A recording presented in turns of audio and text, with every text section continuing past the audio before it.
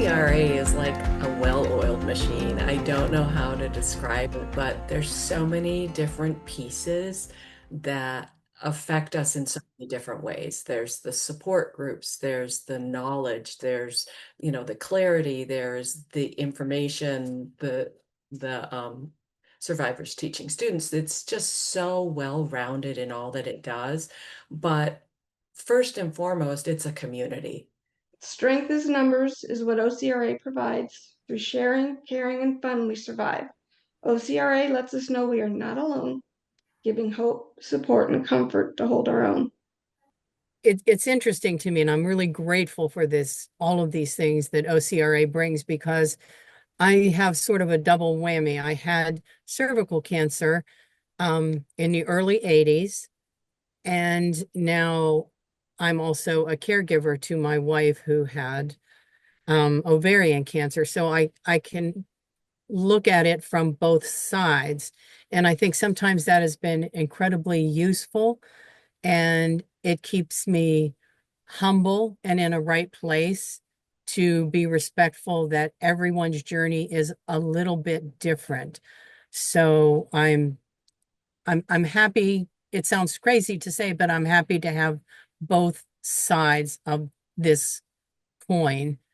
And as we get on with this, I have so many wonderful things to say about OCRA.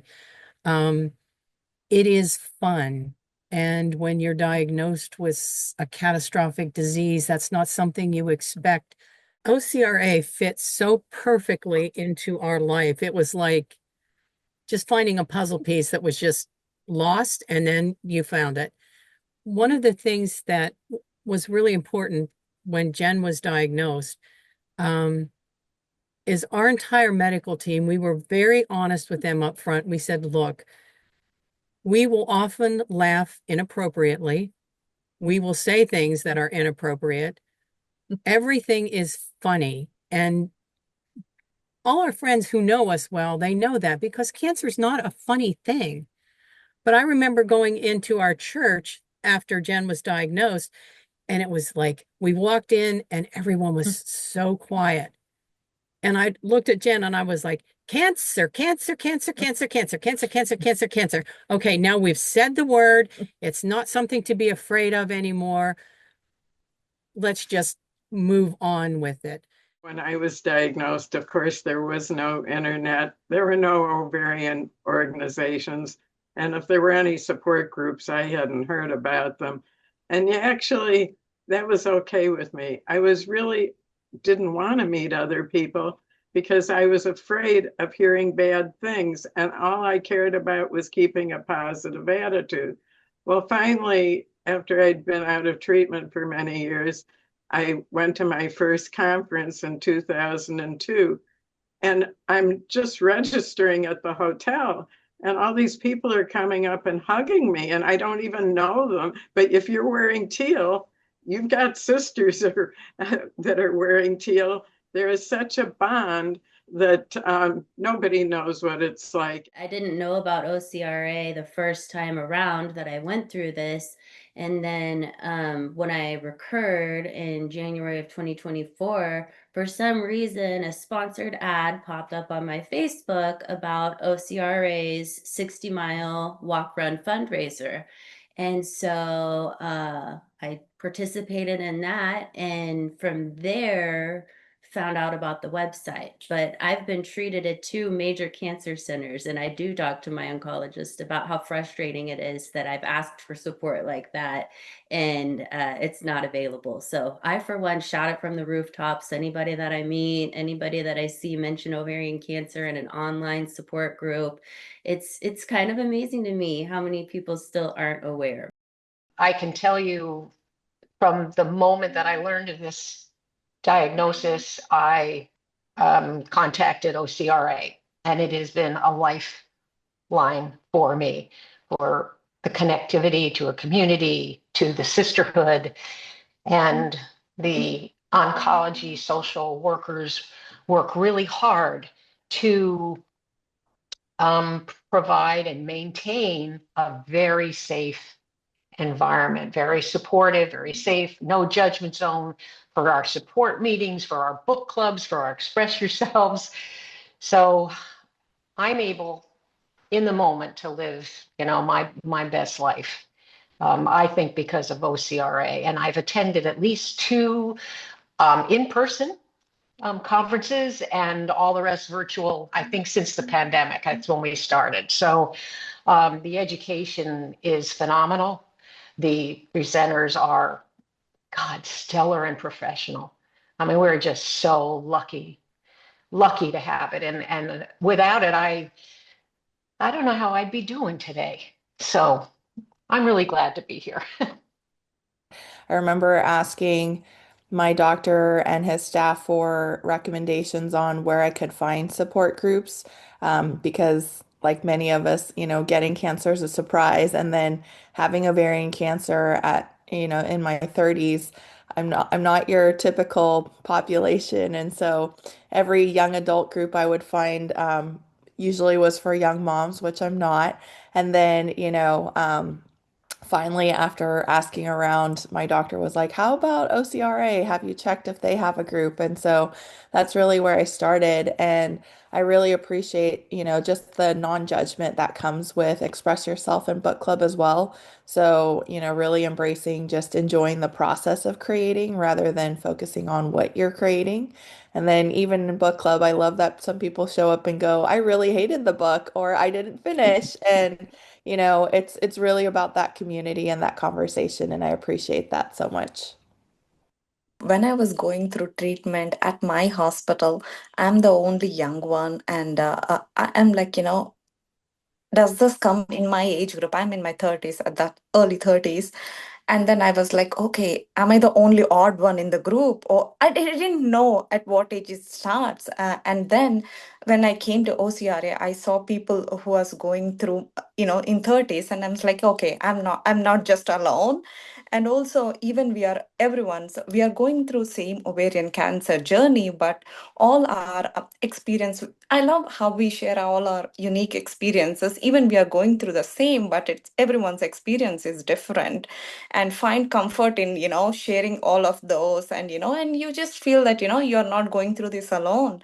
Well, on diagnosis, it feels like you're standing facing a monster.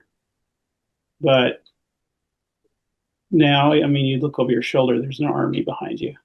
I'll just add to that because I didn't realize at first how rare the subtype of ovarian cancer I had was, and I specifically still to this day remember the session where we realized there were a number of us who had mucinous ovarian cancer, and it was like this instant electric bond that you could feel across the Zoom screen, and we carried that actually into Advocacy Day. We had a whole mucinous sisters group because there were a number of us who had mucinous ovarian cancer. And so just to meet each other in the flesh, talk about it, and then share how big our tumors were was just a lot of fun in a weird way. I always find it really interesting. Yeah, or the other comparison is about, what does your scar look like? Does it go through your belly button or around? That was another fun thing about Advocacy Day. In a very odd way, a lot of being connected with these programs feels like home.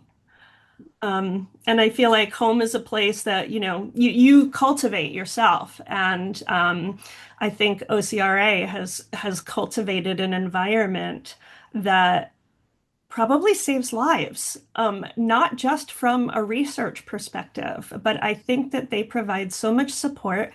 They create such a sense of community, and they are so generous to offer that to us. That to me, I mean, home is home, but then there is also the part of me where the people that I live with, my family and my friends, this part they can't truly understand. Quite the same way as someone who's actually been through the process. So to me, a lot of these programs really, really do feel like coming home. This was something that I never saw coming my way, and I'm sure most of you did not necessarily see this happening in your life. So it's been such a lifeline and such an incredible group of women. So just being in a community with people that are going through and have gone through and have yet to go through what you've gone through gives you this bond with each other that you just can't find anywhere else.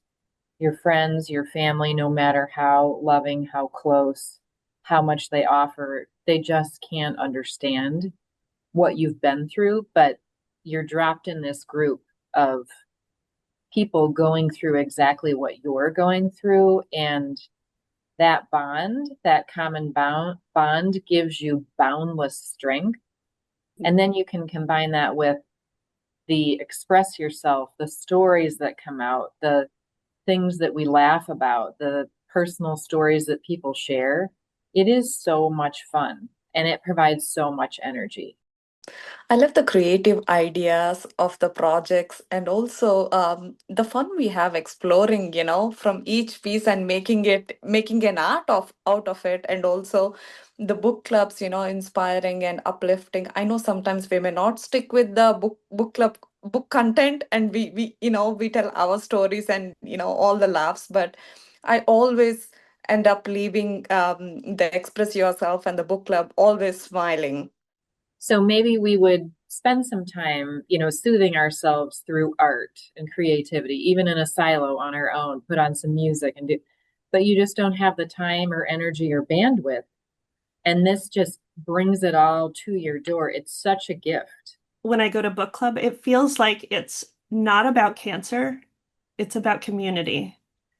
And I really, really enjoy that because for whatever reason, I didn't know OCRA was a organization at all when I was going through cancer. And I only have found OCRA after my treatment. But I'm so glad I did. Better late than never, because I have so many new, really good friends. I've also been amazed at the book group. People look at the books in such depth, and they have perspectives that are so wide-ranging that it's unlike my little neighborhood book group where we spend half the time catching up on everybody's, gossip. We just talk about, somehow it always comes back to our journey.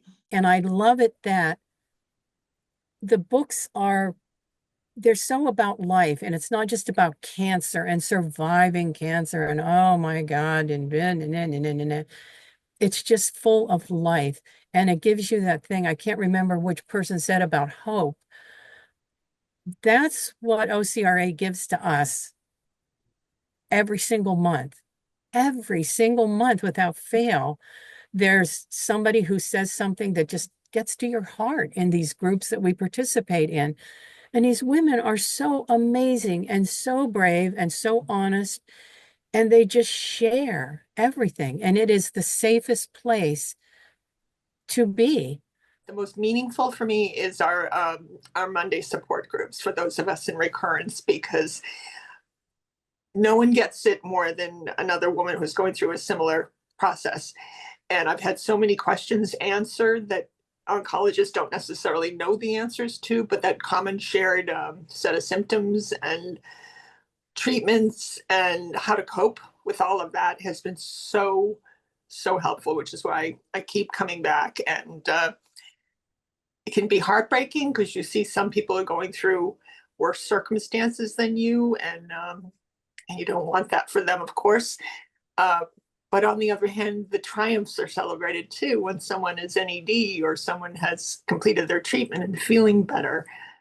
I have learned so much from that Monday support group for reoccurrence. I came into the reoccurrence world not knowing anything about anything, and I learned so much from the women in that group.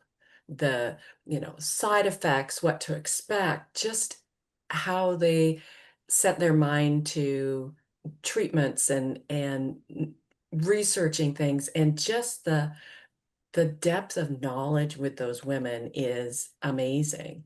I don't know that there's anything like it, especially in my community, but on Zoom, you still feel like you know everybody, right? And there is that connection and there is that support. And like Teresa said, it's the yay when, somebody's celebrating something, and then it's the care and the concern. But it's also just giving people space to talk without judging Yep. or without suggesting what they should do. It's just allowing them to talk it through. I agree. I've gotten so much information. I mean, it was initially scary to go to join that group because the Tuesday group for newly diagnosed is it's very informative and very upbeat and kind of mild, compared to the stuff that the Monday group talks about. And I was originally thinking, oh, I can't join this group. There's just too much going on.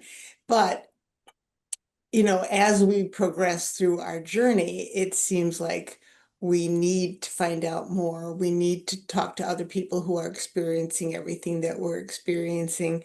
And that's just not something you can find, even if you have supportive friends. They're not going to really be able to empathize to the degree that the people in that group can do.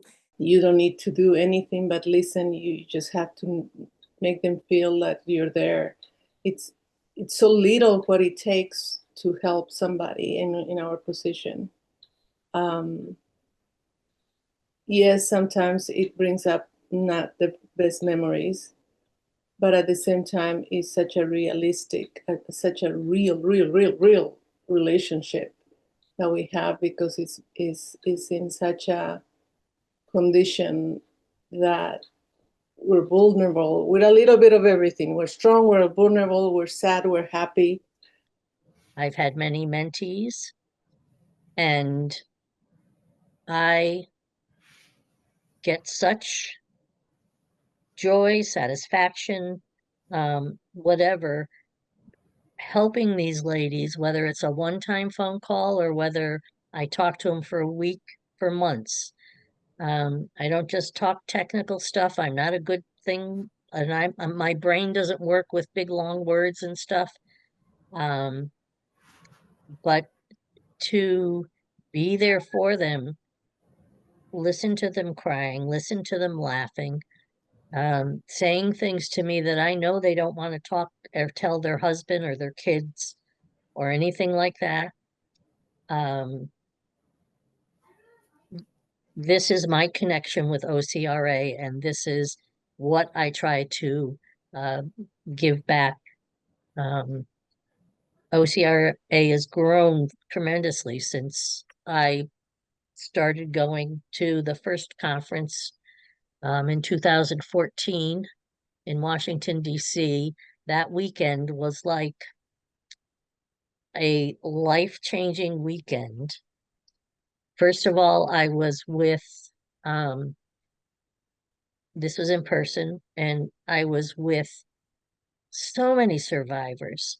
And the first thing that hit me was they're so smart. I don't know anything about my cancer, but all these women who have been around for a while doing this stuff, they could like really rattle off all about what their chemo was and what that was.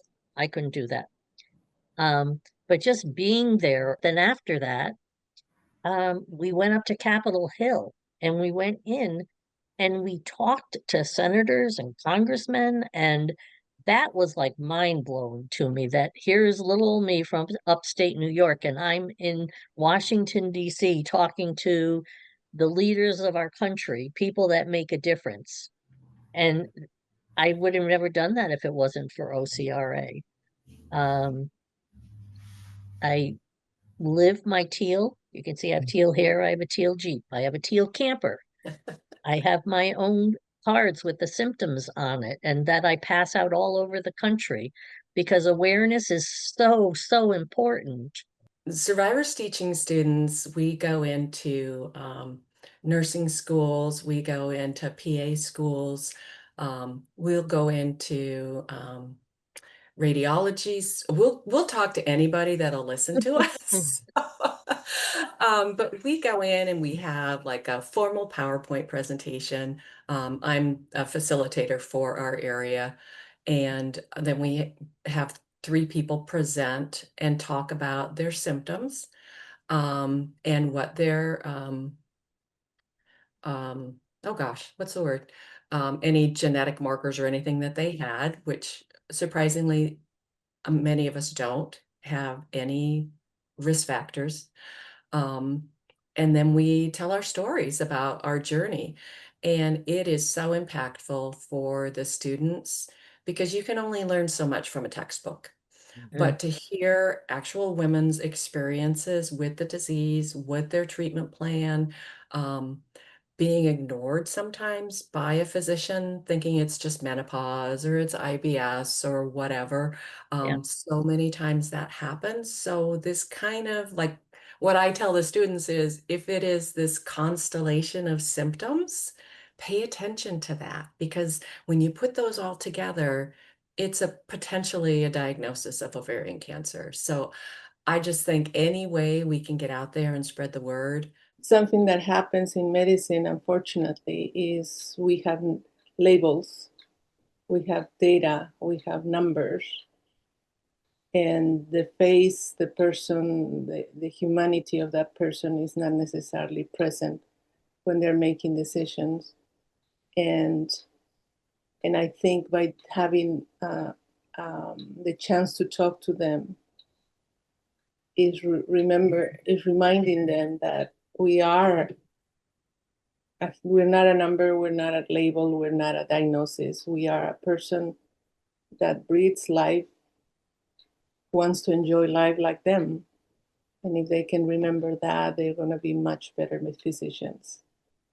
And it's really, really an honor to see how touched these future physicians are and how very, very dedicated they are to hearing people and their symptoms and their issues, and knowing that in order to be able to really, really solve a problem, listening is key. I've really enjoyed the Survivors Teaching Students program, the information we received from OCRA. We've spoken to, medical students, pharmacy students, physician's assistants, nursing students, and it's been fantastic. But it's kind of a classic example of you gain more than you give. Just meeting other survivors. It's so energizing and impressive to hear other people's stories, and I've gained friends through doing it. It's just a really quality program. That is such a special program. Public speaking was never my thing. Talking to others was never my thing. I've been an advocate for children and families affected by disabilities for my career. So I've done that piece of it, but there's something that happened when I went through this journey and connected with OCRA and became a mentor and started doing the mentorship program, Women to Women Mentor. But the Survivors Teaching Students has just made it so easy for me to just talk to groups of people, to be on display, to sit in front of a media station and do something. I mean, I don't mind at all because that advocacy and sharing the story piece is so important. I had the opportunity in the spring to talk to my daughter's sorority. So there's 80 women sitting in an auditorium, and I shared my story and I shared some statistics and I educated them about it. And one girl sent me a letter in the mail, a card, 2 months later, thanking me for sharing it. She had lost her grandmother to ovarian cancer, and it was so very special that I was there and educating them. But many of them had no idea what these symptoms are. It's just so impactful. These med students, it's their third year of med school when they hear us before they do their gynecologic rotation. And they've been hearing lectures and studying all this time, but they haven't had that many experiences with actual patients. And when three of us talked to them, you could hear a pin drop and they're so concerned. I think the thing they're most concerned about is how to talk to a patient and tell them things that maybe aren't easy to tell them. But anyway, they're so intrigued, and I know we're teaching them so much. And perhaps whatever field they go into, they'll think of ovarian as a possibility after hearing our stories. Because we are considered a rare cancer. I think the number is something like 1 in 78 women. There are so many organizations that are broader in scope. This is so specific to us and even subtypes amongst us that you don't feel alone. I mean, if you ask anyone, they can easily confuse cervical and ovarian cancer. They don't really understand the differences and the unique problems connected with our cancer. So OCRA for me has been a way not to feel alone, a way to connect, a way to give back, new friends, and the emotional support that we all need. I've seen a lot of changes since I was diagnosed in 1987. The first line treatment, there was no Taxol or carboplatin. It was drugs that had much harsher side effects, and people do have a better quality of life today than they did when I was in treatment. To echo the historical thoughts on research, when I was 10 years old, my grandmother was diagnosed with ovarian cancer, and I remember very clearly she was diagnosed with it in June, had surgery to remove a tumor the size of an orange, and by September she had passed away. And as the years have gone on, the research has really helped women to live longer. Her treatment was this early form of chemotherapy that they called cobalt. And our family really feels like probably the treatment led to her, early demise, because it just wasn't a good treatment for the body. And when I received my diagnosis, in the back of my mind, all I saw was my grandmother's journey. And I was basically preparing myself, being diagnosed in May, to be gone by the fall, because that was her journey. She had a tumor the size of an orange. Mine was the size of a cantaloupe. So I thought I was a goner. I'm very, very fortunate to live in an age where the research has driven much better treatments, much better chemotherapies, many, many more options for women.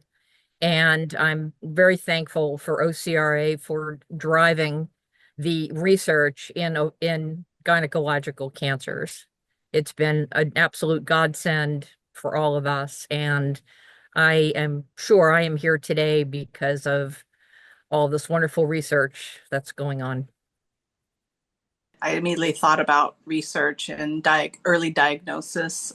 When I was diagnosed and I started, going down Dr. Google, it was so scary. And a lot of that data is, by the time it's printed, it's old, And so the prognosis is so much better now than it was, 20 years ago, 10 years ago, even 5 years ago. And it's all because of research and all this information. So that's, to me, it just, that's part of the reason why I became an advocate leader as well, is because otherwise I wouldn't have known about the chemo shortage. I wouldn't have known about, unless I'm really paying attention, about all the slashes to funding for this research.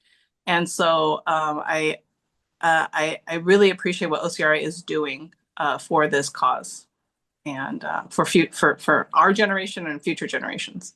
Sorry, I was just going to say, because of the research, and we can always trust, I think, OCRA with that information. There's not misinformation.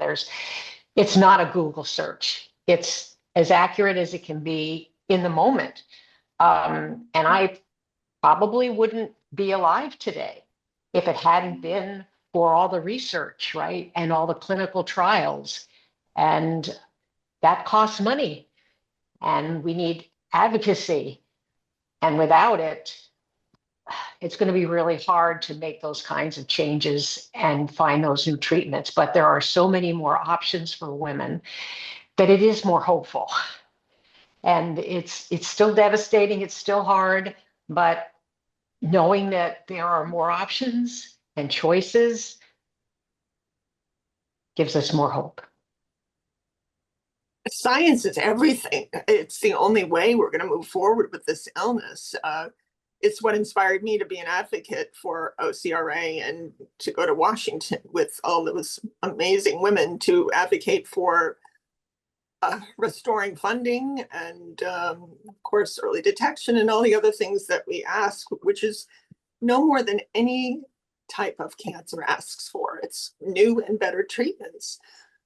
So as hard as it has been to be part of an administration, let's say, that is not so pro-science, it still makes me feel like we're making a difference and putting the pressure on. I'm also working with the American Cancer Society and some of their publicity and advocacy to push forward the same need that we need trials, we need early detection. It's a way of giving back, and it's also a way of feeling power when you're essentially powerless against this beast. Just hearing about all the research that's being done and down to the molecular level and how the therapy interventions are getting down into that molecular level and targeting your specific cancer. And all of that has come about in recent years. So since the advancements in genetics and molecular testing and the improvements in that area, we are learning so much about cancer, and we're learning so much about how to target tumors so that we're not just a one treatment fits all, and that's where it's going, is where it won't be one treatment fits all. It'll be specific to you.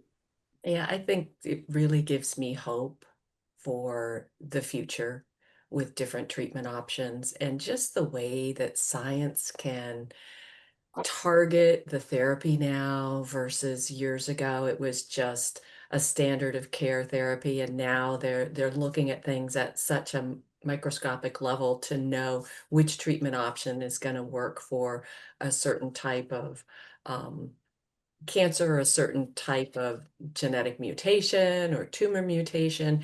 It's just exciting that they're coming up with all these different treatments. And so that really gives hope. For me, when I was diagnosed with both two synchronous primary cancers, I asked it was a Stanford doc. I went to Stanford University for my surgery, and he's, a leader in his field. And I asked him, "Oh, is that common?" And he took a pause and he says, "No, you're special." And that's not something you want to be special in. And then it was through OCRA that now I've met at least like a half dozen other women that have synchronous cancers like me. And I think that's what's really important about your registry too, for future for research. And that gives me a lot of hope. Having mucinous, which is a more rare subtype, kind of limits treatment options to a degree. And so that's allowed me to pursue some clinical trials that, I do give credit. I might not have been brave enough otherwise, but when you have limited options. So I want to be part of the cure. And I think that we have a huge opportunity with this collective data and, really finding what is working. I'm currently on a treatment that was only FDA approved last April to treat ovarian and other types of cancers. And it's an antibody drug conjugate, which is really targeted. It's kind of a newer form of chemotherapy, and it's allowing me to experience fewer side effects. And so I think, it's amazing to me that even in my community, people are surprised that I'm on chemo and still can get out and live a normal life to a degree. And so for me, that's where a lot of the hope is, that this is like a chronic disease. It is, something that we can live with. And so it's the collective of ideas and resources. There's been so many times when we've heard stories on the program where people don't like their doctor, but they really hadn't thought that they could change their doctors. Or I really thought that I was going to be dead within a year when I first got on new diagnosis. And all the ladies that have been on it for the years that I've been on it, and now in the staying connected or living well, gives you hope that you do have an opportunity, especially with the new medications and research, to live as if this is just a recurrent chronic disease. When I'm mentoring women or talking to women about ovarian cancer, it's important to make sure they know there is new things changing every day, and there, don't be afraid of it.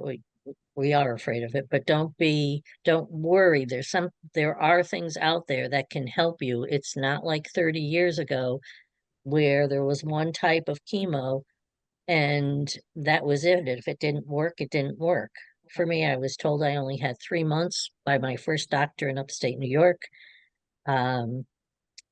So right there, like, look at the progress.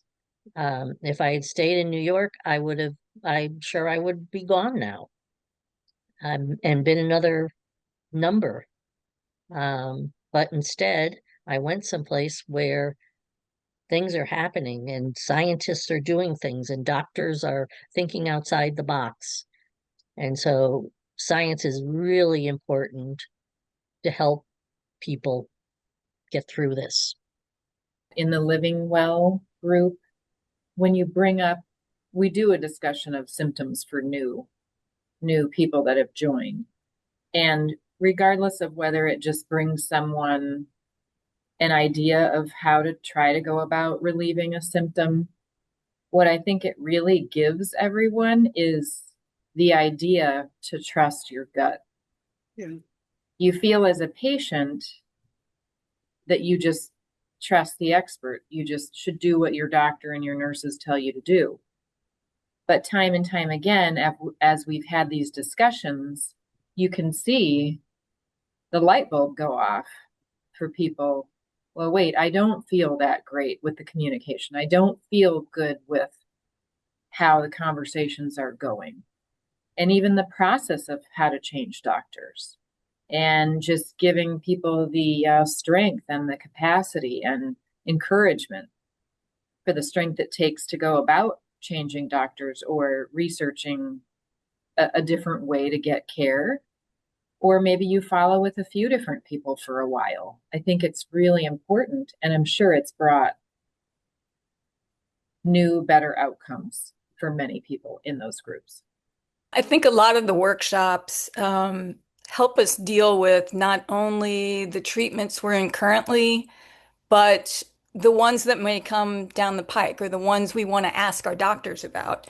I was originally diagnosed in 2016, but recurred in late 2020 and have just lived with metastatic ovarian cancer since then. I'm currently in the middle of what I think is my 6th course of chemo. And there's been radiation and a clinical trial and things in between. But every time I tune in to one of these, I learn something. It gives me something to ask the doctor about. And I always say my favorite phrase is, we have options. And there are many options. Thankfully, because of the scientific research that OCRA has supported, some of the treatments I've been on that have extended my timeline were not originally approved in 2016. That's really encouraging. When I was first diagnosed, I think as all of us do, you hear the statistics or read the statistics, and they're just almost demoralizing. But then I realized those are historic statistics, and all of us are creating the statistics for people 10 years from now thanks to groups like OCRA, and the support to public education and scientific research that it promotes. I know that a lot of the states have state registries, but we need a national or international registry. I think it's also going to be a game changer in terms of letting the general public know how prevalent ovarian cancer is, and how varied the types of ovarian cancer are. And also just being a huge educational point for folks to understand these are what the symptoms are. I mean, we all do the best we can on our Facebook pages, posting these are some symptoms that might be quietly making themselves known to you. But I think this is going to be an absolute game changer in terms of learning what needs to be treated based on prevalence. For many states like mine, where the statistics are 20 years behind, no joke, it's going to be a life changer. People that are interested will have a more reliable source to, like you said, how many of us, what percentage of us are we getting? Yeah, it may not be as bad as breast cancer, but it will kill us faster than breast cancer. All the little details that make ovarian cancer, I don't want to call it monster, but when it's like it's hidden, and with this registry, it won't be, it's unknown and hidden. So with this registry, I think we're going to be able to put it out there. This is how it is. Yeah, you may not feel terrible because it's insidious, but this is what's doing to you in your body. So it's going to help women advocate for themselves. It's going to help because they'll have documented. In medicine, if there's no numbers, they don't do anything. And having those numbers easy, accessible to us in our registry is going to help women say, hey, why aren't you looking for these? And it's going to give us the tools to say, hey, listen, look, this is what's happening to us. You have to look for these. They're not used to us talking, but we need the information to support our cases. And this is what the registry is going to do. I think one of the other important points about the registry, as we advocate and talk with other people in our situation, it is painful when you bring up something that you had for a standard of care that individual either never told about or it wasn't an option for them. Having this registry, I think, will even out the disparate care more quickly and bring up the level of care for everyone, which just gives me fierce hope for the future, just to get the best standard of care for everyone as quickly as possible. The registry will contribute to that. And the other program that I participated in a few times is the industry leaders, where we got on and talked to the FDA and the pharmaceutical companies. And I think our voice as advocates is so important in research and that the people that are actually making the drugs need to understand. Super important stuff, right? Because if they don't hear from us what our symptoms are, they don't know what they need to fix or address, if not, completely fix. So I feel like there are opportunities within OCRA to be heard as a patient that I don't know of any other organization that offers those opportunities. I have a granddaughter and I have a great granddaughter now, and I have many nieces. And my hope, my dream for them is that there is going to be not just a cure, but a way to diagnose early something that will help identify this catastrophic illness. And I think the more attention that can be paid to ovarian cancer, and to not take anything away from any of the other cancers, but man, they've got PR that is unreal. I mean, we do our little teal bits every chance we get, but, you know, pink is powerful. And again, we understand those are sister cancers basically, and all research is important, but because ovarian cancer, gynecological cancers, they're sort of like they're sort of part of the family, but they don't really sit at the big table all the time. So research, I think, is incredibly important. And that's one reason why we are so grateful for pharmaceuticals like GlaxoSmithKline, who are so supportive of these programs and do things. So I think, we just all need to advocate, and it doesn't hurt to send a little thank you every once in a while to somebody who's doing good research and say, you know, we're just these two girls from Jersey, but we appreciate what you're doing. I often say that cancer gave me the gift of perspective because, I think I used to get so frustrated and focused on what doors were closed, and that would either, give me hope or take away hope, because I was focused on a certain outcome. But, with cancer being such a surprise, and then with, life just being so full of surprises, I think I'm learning to focus on not the doors that are closing, but being excited and hopeful and, curious about what doors might open. Because, at the same time, while so many doors close when you get cancer in your 30s, so many doors also open because you have this gift of perspective and gratitude and being hopeful for these doors opening that allow you to connect with other people, that allow for new research and innovation to happen, and for all of us to just live our lives a little bit more fully, understanding how precious it is. I had no family history. I had no risk factors. I had, nothing. And here I was faced with this diagnosis. And so the things that I really hoped for and considered to be an achievement, the day before I was diagnosed with ovarian cancer, were very, very different from the things that I hoped and wished for the day after I was diagnosed. All those things that I wanted to achieve that were very important to me made a major shift. And I don't want to call them silly because they're not. But what really meant the most to me was making sure that the people in my life felt loved and cared for above all, above all. And then as I began to feel better and better, and I was NED, my perspective changed again. And so um, now I hope to touch as many people as I can and provide them with some sort of perspective. I think storytelling is incredibly powerful. We were very, very lucky to receive some education about that recently in the Advocate Leaders Group. And that's something that I have always sort of leaned back on as an educator, is people remember the stories you tell them, and people remember how you tell these stories.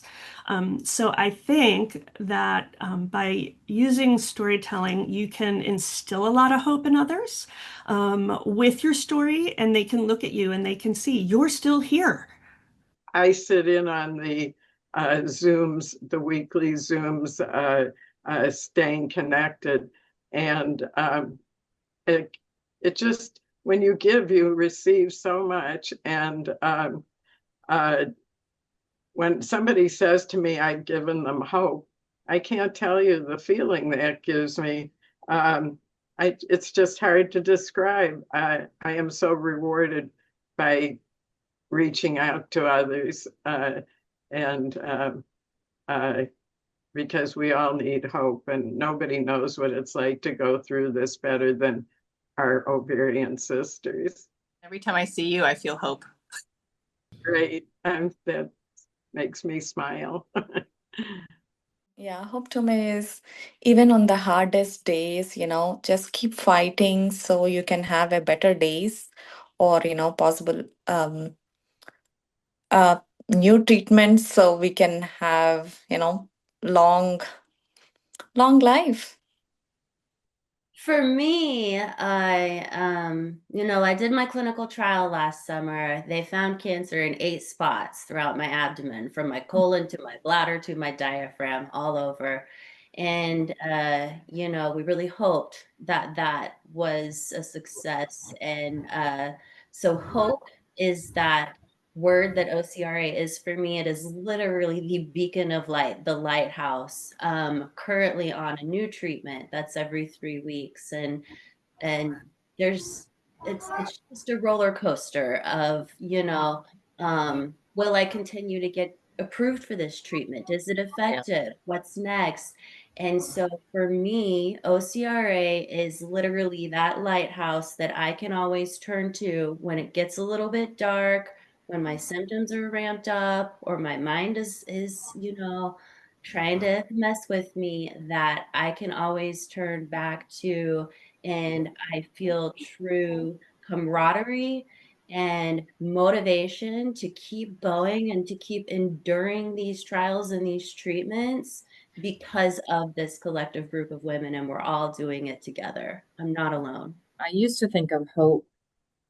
Now I think of that as ordinary hope, the old hope, hope for a certain outcome or a certain result, reaching a certain thing, whether it be cancer is done or end of a treatment or relief of a symptom.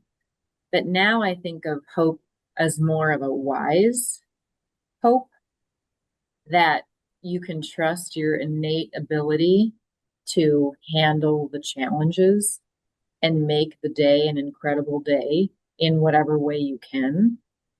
And honestly, that's what this community brings, is other people who are going through that, where maybe the only thing you have for a day is a wonderful cup of coffee. And that is enough. That is fierce hope. Then on the other side, it's staying alive long enough for the new treatments. Fierce hope.